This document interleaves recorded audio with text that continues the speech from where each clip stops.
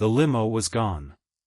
My wedding day had not even begun, and the white limousine that was supposed to carry me down Chestnut Avenue to the church where 300 guests were waiting had already pulled away from the curb with someone else sitting in the seat that was supposed to be mine, wearing a dress that was not a wedding dress, laughing through the tinted window at a bridesmaid who stood frozen on the sidewalk holding my bouquet. Before we go any further into this story, if you believe in kindness, in forgiveness, in second chances, and in the quiet kind of courage it takes to walk away from something broken instead of pretending it's whole, please take a moment right now to like this video, leave a comment, share it with someone who might need to hear it today, and subscribe to our channel.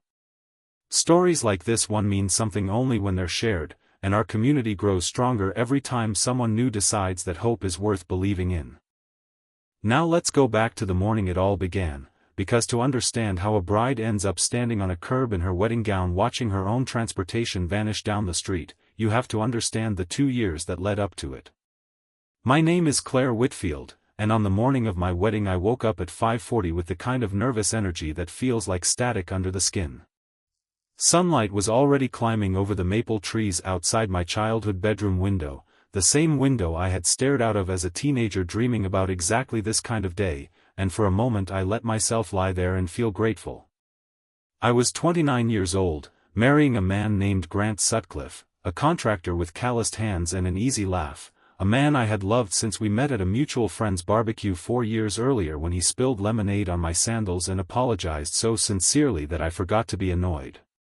Grant was steady in a way that made me feel safe, the kind of steady that comes from a person who shows up early and never forgets a promise, and for most of our relationship I believe that steadiness extended to every part of his character, including his friendships. One of those friendships was with a woman named Priya Larkin, though I want to be clear that despite the name, this is not a story about culture or background, only about people, so I'll simply say Priya was the kind of woman who filled a room the moment she entered it. She was Grant's best friend from college, a photographer with a laugh that carried across restaurants, and for the first year of our relationship I genuinely liked her. She sent me articles about wedding venues before Grant had even proposed. She helped me pick out my engagement ring settings because Grant admitted he had no idea what he was doing. She called me her future sister-in-law before we were even engaged, and I believed, the way young women in love often believe, that a man's closeness with another woman could simply be friendship, uncomplicated and pure, the way it looks in movies where the best friend walks the groom down the aisle and everyone claps. But somewhere in the second year, something shifted, so slowly that I could not point to the exact day it happened. Priya started showing up to things uninvited, not maliciously, just naturally, the way a person does when they believe they belong somewhere. She was at our engagement dinner, seated 2 chairs from Grant instead of at the far end where the other friends sat. She was the one who picked out his wedding suit, standing beside him in the fitting room mirror while I was told about it after the fact, as though it were a charming surprise rather than something that should have been mine to share. She started calling him my Grant in text messages that I was not supposed to see but did, because his phone buzzed on the kitchen counter one evening while he was in the shower, and I am not a woman who reads other people's phones, but that night the message lit up the screen on its own, glowing there like a small quiet warning, and I read 4 words before I could stop myself: "You deserve better, Grant." I did not confront him that night. I told myself I was being insecure, that engaged women get anxious, that every bride-to-be has moments of doubt in the months before her wedding, and I buried the unease the way I had learned to bury most uncomfortable feelings since childhood, tucking them into a drawer in my chest and closing it tight. My mother had raised me to believe that a good woman does not create conflict, that she keeps the peace, that she trusts, and so I trusted. I trusted through the months of wedding planning when Priya seemed to have an opinion about everything from the flowers to the seating chart. I trusted through the bachelor party when Grant came home smelling like bonfire smoke and mentioned, almost in passing, that Priya had organized the whole thing because she just wanted it to be perfect for him. I trusted even when my own bridesmaids, women I had known since college, started exchanging glances at dinner whenever Priya's name came up, glances I chose not to translate into words. The week before the wedding, I finally asked Grant directly whether there was anything I needed to worry about. We were sitting on the back porch of his childhood home, the one his parents still owned on the edge of town, drinking sweet tea in the late afternoon heat while cicadas hummed in the oak trees. I asked him plainly if his feelings for Priya were only friendship, and he looked at me with what I now understand was not dishonesty exactly, but a kind of willful blindness, the look of a man who has never had to examine something because no one has ever forced him to.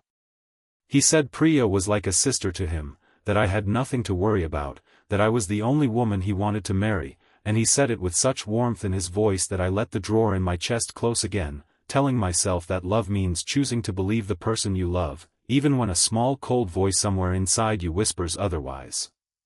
I want to pause here and say something to anyone listening who has felt that same small cold voice in their own life, the one that gets quieter every time you silence it. That voice is not insecurity. That voice is information. I did not know that yet on the porch that afternoon, but I would learn it soon enough, in the most public and humiliating way a person can learn anything. The morning of the wedding arrived bright and clear, one of those late June mornings where the sky looks freshly washed and the air still carries the coolness of night before the heat sets in. My mother arrived at 7 with coffee and pastries, my 2 sisters not far behind her, and my childhood bedroom filled with the particular chaos of women getting a bride ready, curling irons and bobby pins and someone always looking for a phone charger.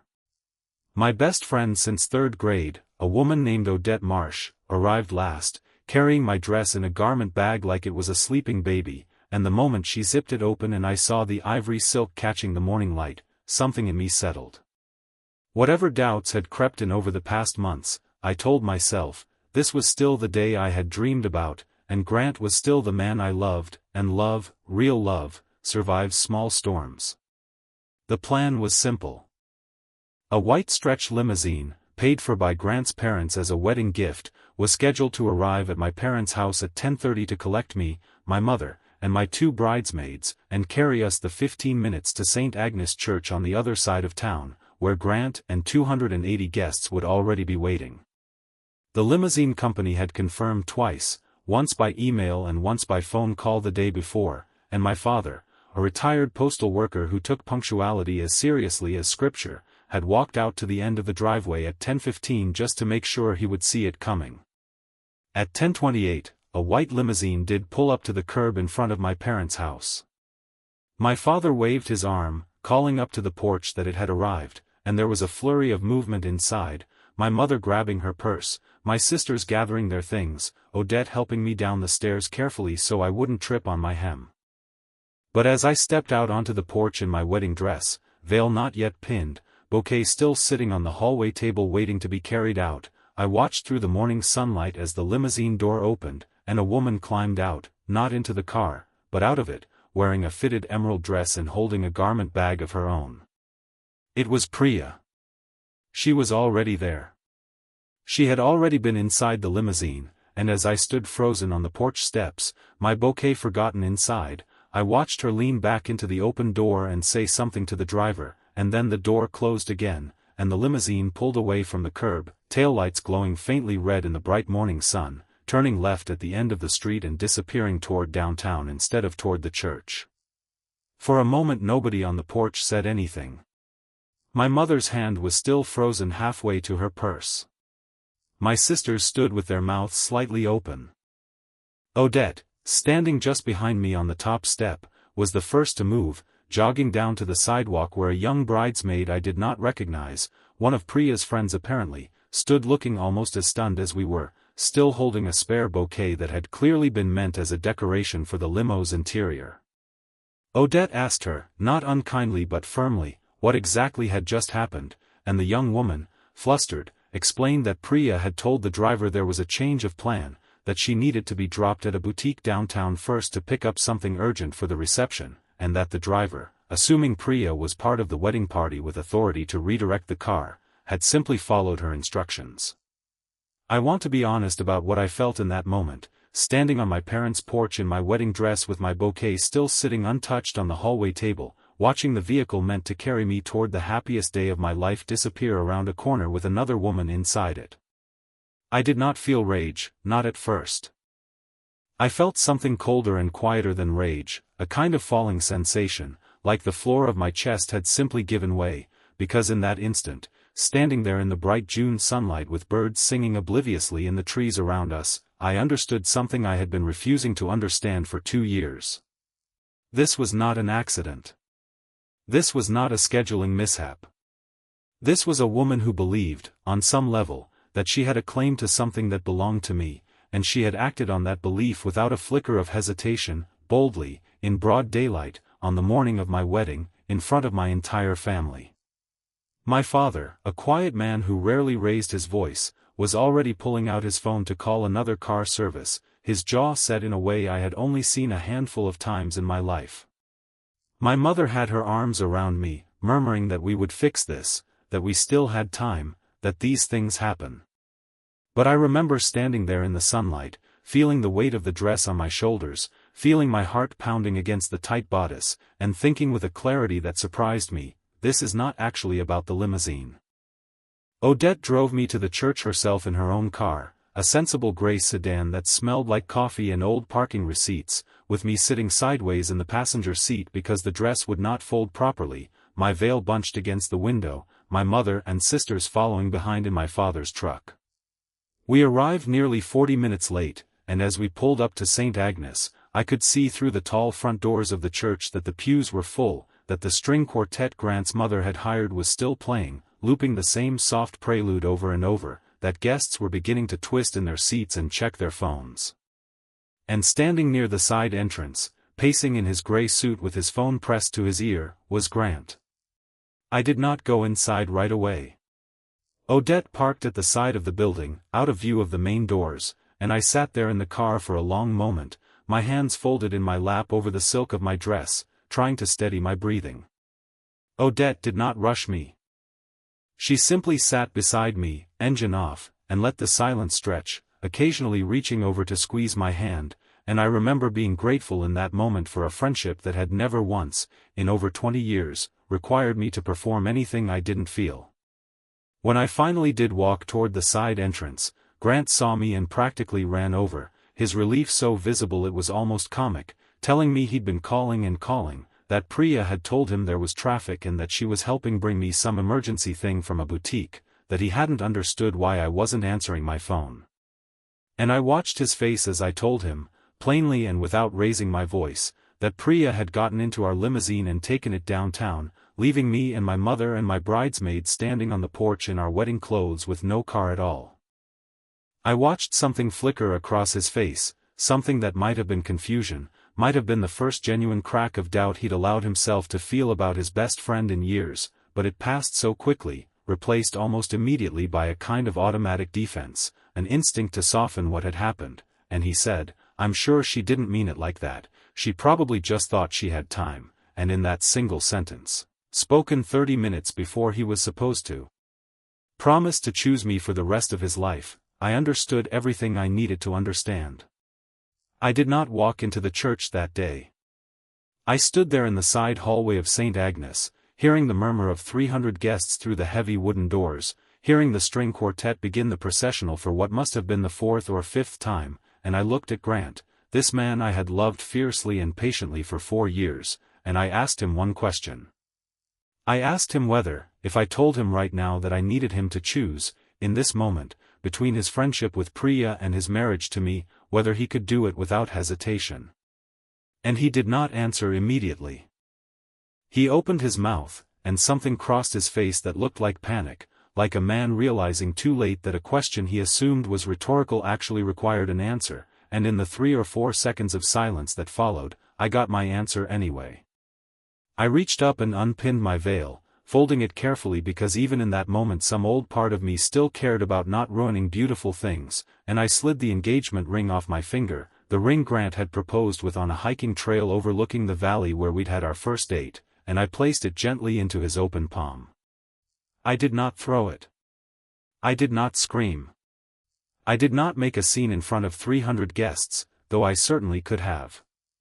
I simply told him, quietly, that I loved him, that I believed he loved me too in whatever way he was capable of, but that I could not spend the rest of my life being the woman who came second in her own marriage, waiting to see if today would be the day her husband finally chose her without hesitation. I told him that a woman deserves a man who does not need 30 seconds of silence to answer that question. And then I turned and walked back out through the side door of the church into the bright June sunlight, my ivory dress catching the light, my bouquet still sitting forgotten on a hallway table 15 minutes away, and I did not look back.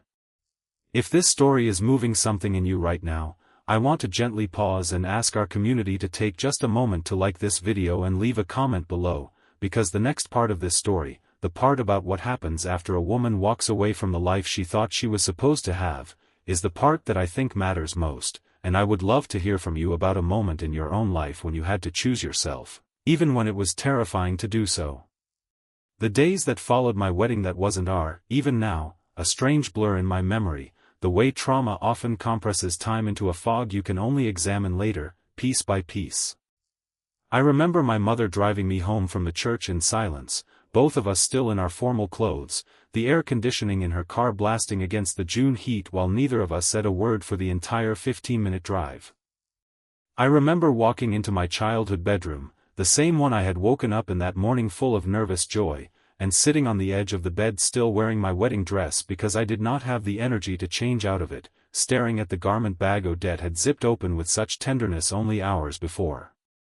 I remember my father standing in the doorway, not saying anything either, just standing there the way fathers do when they don't have words but want you to know they're present, and eventually walking over and sitting beside me on the bed and putting his arm around my shoulders, still in his suit, and simply letting me cry into the sleeve of his jacket until there weren't any tears left.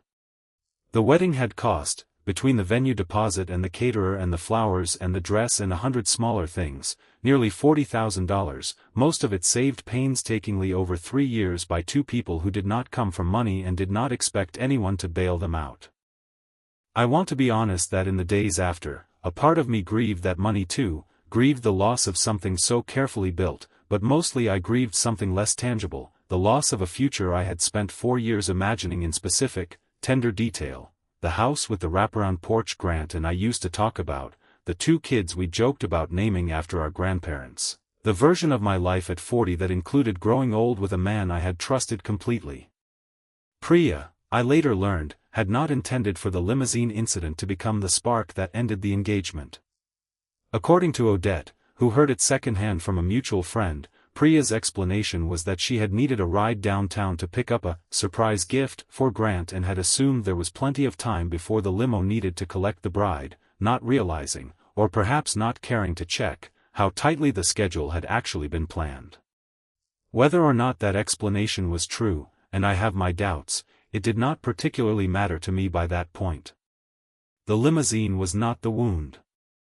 It was simply the moment the wound finally became visible enough that I could no longer talk myself out of seeing it.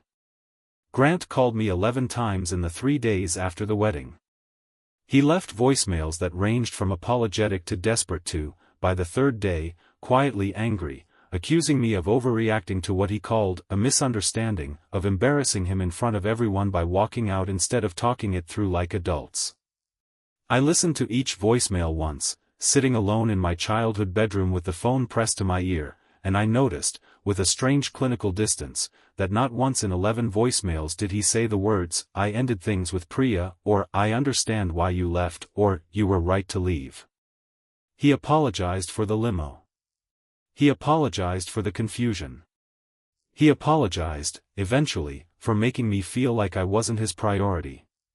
But he never once told me that he had cut Priya out of his life, and I think some part of him, even in his desperation to get me back, could not quite bring himself to say it, because some part of him still was not ready to lose her either. I did not go to work that week. I run a small floral design studio out of a converted garage behind my parents' property, the kind of business built slowly out of love rather than ambition, arranging bouquets for weddings and funerals and birthdays around town, and my assistant, a sweet 19-year-old named Bex who had been with me for a year, covered the shop without complaint, texting me photos of the arrangements she'd completed it so I wouldn't worry. Never once asking me to explain what had happened, just quietly holding space for me the way good people do. It was Bex, actually, who first said something to me on the fourth day that I've carried with me ever since.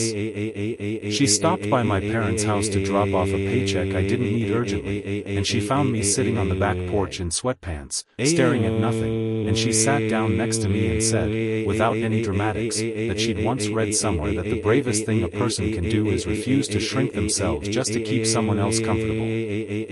She said she didn't know all the details of what happened, but she could tell, from the outside, that I had chosen to stop shrinking, and that she was proud of me for it, even though she was 19 and had no business being proud of anyone. I did not feel brave in that moment. I felt hollowed out, the way you feel after a long illness, weak in a way that had nothing to do with my body. But her words planted something in me that took root slowly over the following weeks, a small stubborn seed of an idea that maybe walking away from the church that day had not been an act of destruction but an act of self-preservation, and that those two things, though they can look identical from the outside, are entirely different on the inside. About 2 weeks after the wedding, I finally worked up the courage to go back to my studio full-time. There is something about the physical work of flowers, the trimming and arranging and the smell of green stems and cold water, that has always steadied me, and that summer it steadied me more than it ever had before. I threw myself into work the way some people throw themselves into exercise or travel after heartbreak, and it was during this period that I met a woman who would end up changing the direction of my life in ways I could not have predicted. Her name was Marguerite Colby, and she came into my studio on a Tuesday afternoon in early July, a woman in her early 60s with silver hair cropped short and paint-stained fingers, looking for flowers for her late husband's memorial garden. We got to talking while I put together an arrangement of white peonies and Dusty Miller, and somewhere in that conversation, without my meaning to, I found myself telling her a shortened, careful version of what had happened at my wedding. Marguerite listened without interrupting, and when I finished, she told me something I have never forgotten. She said that 40 years earlier, she herself had left a man at the altar, literally at the altar, walking out of the church mid-ceremony when she realized, standing there in her dress, that she was marrying him out of fear of being alone rather than out of love. She said everyone in her small town had called her cruel and selfish for years afterward, that her own mother didn't speak to her for almost a year, but that she had gone on to build a life, a real business, a real marriage eventually to a man who cherished her exactly as she was, and 40 years later, she said, she had never once regretted the humiliation of that single afternoon, because it had bought her an entire honest life instead of a lifetime of performing happiness for other people's comfort. Marguerite became, in the months that followed, something between a mentor and a friend, stopping by the studio every few weeks, sometimes to buy flowers, sometimes just to talk, and it was through her that I met other women in town, a loose, warm network of people who had, in one way or another, rebuilt their lives after some version of the same wound, and I began to understand that my story, painful and public as it was not unique in its shape, only in its details. Heartbreak, it turns out, has a common architecture, no matter whose name is on the blueprint. Grant, for his part, did not disappear from my life as neatly as I might have wanted.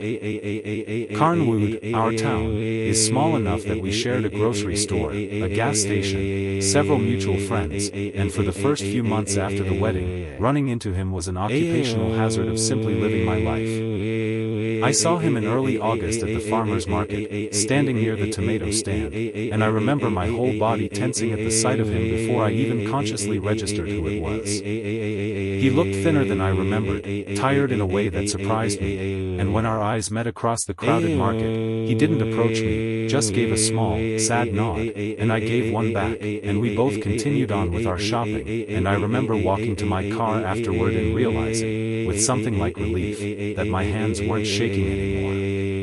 It was around this time, roughly 4 months after the wedding, that I learned through the town's efficient grapevine that Grant and Priya were, in fact, together. Not immediately, apparently, there had been some period of distance between them after everything fell apart, but by early autumn they were seen at restaurants together, and by the following spring there were photos circulating of an engagement, a small ring, announcement posted online with a caption about finally being brave enough to choose real love.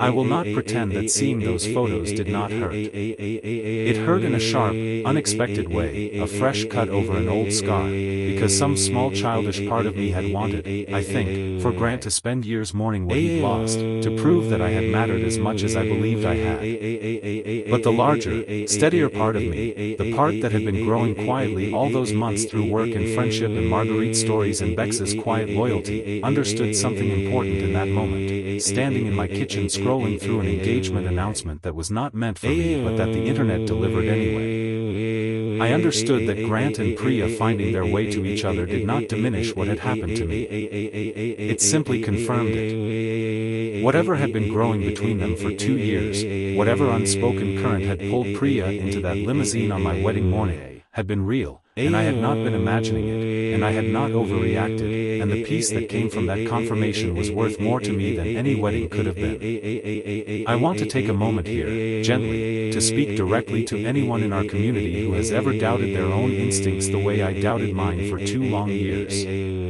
If some small cold voice inside you has been trying to tell you something true, something you've been too afraid or too loyal or too hopeful to listen to, I hope this story gives you permission to finally listen. You are allowed to trust yourself. You are allowed to leave, even at the very last possible moment, even in your wedding dress, even when everyone is watching. Leaving is not always the end of a story. Sometimes it's the very first page of a much better one. The following year brought changes I could not have predicted on that porch in June. My floral studio, which had always been a modest local operation, began to grow in ways that surprised even me. Marguerite, it turned out, was more connected than her quiet manner suggested, and through her introductions I began doing arrangements for larger events across the county, then eventually for a boutique hotel 2 towns over that hosted destination weddings, ironic as that felt at first. Bex, my young assistant, grew into a genuine partner in the business, and by the following spring we had hired 2 more employees and moved into a proper storefront downtown, the windows always full of whatever was blooming that season. There is a particular kind of healing that comes from building something with your own hands, something that did not exist before you decided it should, and I threw the grief of that failed wedding into the soil of that growth, and something good came up from it, the way good things sometimes do from difficult ground. I also, in the 18 months that followed, slowly and without any particular urgency, allowed myself to fall in love again, though it did not look anything like what I expected love to look like at 29. His name was Theodore Ashby, though everyone called him Theo, a soft-spoken carpenter who built the wooden display shelves for my new storefront and who asked me to coffee 3 separate times over the course of a month before I finally said yes, patient in a way that I had never before recognized as its own form of love. Theo was nothing like Grant. He was quieter, less immediately charming, the kind of man who took a long time to warm up in a room full of strangers but who, once he loved you with a steadiness that did not waver depending on who else was in the room. On our 4th date, sitting on a bench outside my studio eating ice cream that was melting faster than either of us could manage, I told him the whole story, the limousine and the church and the ring left in an open palm, and I watched his face carefully as I spoke, half expecting the same flicker of defensive discomfort I'd seen on Grant's face when I asked him to choose. Instead, Theo simply listened, and when I finished, he said quietly that he was sorry that had happened to me, but that he was also, selfishly, grateful, because it meant I was sitting on this bench with him instead of somewhere else, and then he asked, without any performance in his voice at all, whether I would ever consider marrying again someday, not now, not soon, just someday, and something about the gentleness of the question, the total absence of pressure in it, made me believe for the first time in over a year that a future like that might actually be possible for me again. 2 years to the month after the wedding that never happened, Theo proposed to me on the back porch of my parents' house, the same porch where I had once sat with Grant drinking sweet tea and asking him a question he could not answer, and this time, when I said yes, there was no hesitation in either of our voices. We were married the following autumn in a small ceremony in my parents' backyard, no limousine involved at all, just a short walk from the house to a flower-covered arbor that I had built with my own hands using stems from my own studio, my father walking me the 20 feet across the lawn instead of down a long church aisle, and I remember standing there in a much simpler dress than the one I'd worn 2 years earlier, looking at Theo's face, steady and sure and entirely present, and feeling something settle in my chest that had been unsettled for a very long time. Odette was my maid of honor again, of course, the same friend who had driven me to the church in her gray sedan with my veil bunched against the window, and in her toast at the reception, she told our small gathering of guests that she had never in her life been prouder of another human being than she was of me, not because I found love again, though she was glad I had, but because 2 years earlier, standing on a curb in a wedding dress watching her transportation disappear down the street, I had chosen, in the space of a single terrifying hour, to believe that I deserved better than being someone's second choice, and that kind of courage, she said, was rarer and more valuable than any ring. Marguerite was there too, sitting near the front in a soft blue dress, and afterward, during the reception, she found me near the dessert table and told me that watching my journey over the past 2 years had been one of the great privileges of her retirement, that she saw so much of her younger self in me, and that she hoped I would someday tell my own story to some other woman standing frozen on a curb somewhere, wondering if she was allowed to walk away too. I think about Grant sometimes, not often, and without the sharp ache that used to accompany his memory. I heard, through the same efficient grapevine that told me about his engagement, that he and Priya married about a year after their announcement, in a ceremony at the same venue Grant and I had originally booked, though I try not to read too much meaning into that particular detail. I genuinely hope they are happy. I mean that sincerely, without irony, because I no longer need Grant's unhappiness to validate my own healing, and I think that release, the ability to wish an old wound well without flinching, is one of the quieter gifts that time and honest grief eventually offer, if you let them. What I know now, sitting here 2 years married to a man who has never once made me wonder whether I come first, is that the worst morning of my life was also, somehow, the beginning of the truest one. I do not say that to romanticize heartbreak, because there is nothing romantic about standing on your parents' porch in a wedding dress watching your future disappear around a corner in a car you paid for. But I do believe, with everything in me, that some doors only open because another one was slammed shut first, sometimes by circumstances entirely outside our control, and sometimes, as in my case, by our own 2 hands finally refusing to hold something that was never going to hold us back. Before we close this story today, I want to ask our community something, because I think the comments section is where stories like this one really come alive. If you have ever had to choose yourself, even when it terrified you, even when everyone around you expected you to stay quiet and keep the peace, I would love for you to share that moment below, however small or large it felt at the time.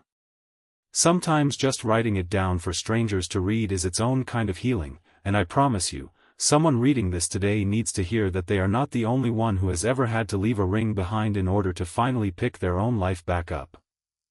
If this story touched your heart even a little, please take a moment to like this video, leave a meaningful comment below, share it with someone who might need a little hope today, and subscribe to our channel so you never miss another one of these emotional journeys. Our family here is built on stories exactly like this one, stories of ordinary people finding extraordinary courage in the worst moments of their lives, and every single person who joins us makes this community a little warmer, a little wiser, and a little more hopeful than it was before.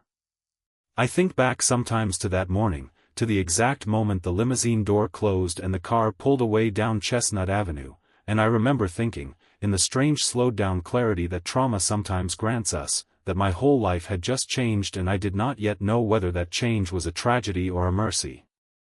It took months, sometimes it felt like years, to understand that it was both, the way most true turning points in a life tend to be both at once, grief and gift tangled together so tightly you cannot always tell where one ends and the other begins.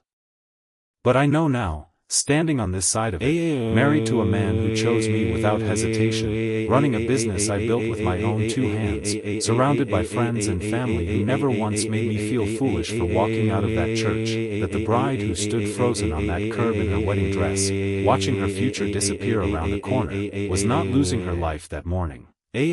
She was, without knowing it yet, taking it back.